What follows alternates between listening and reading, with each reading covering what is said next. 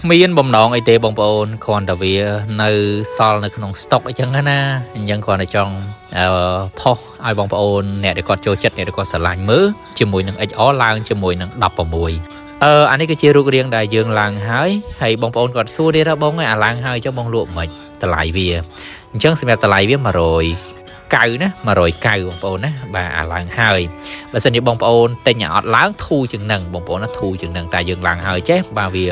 យើងគិតទៅលើ service ទៅលើអីចឹងណាហើយជាមួយនឹងសម្បកជាមួយនឹងអីចឹងទៅហើយជាមួយថាបងប្អូនក៏សួរទៀតដែរបងអាហ្នឹងធានាអត់បងឡើងហើយចឹងអូធានា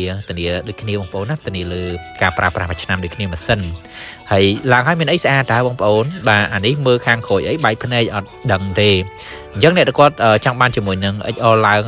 16ណាបាទគឺតាក់ទងមកខ្ញុំបានតម្លៃត្រឹមតែ$190ទេស្អាតចូលទៅណាមិនអស់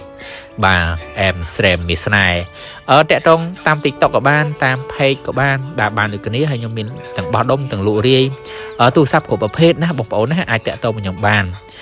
អរគុណច្រើន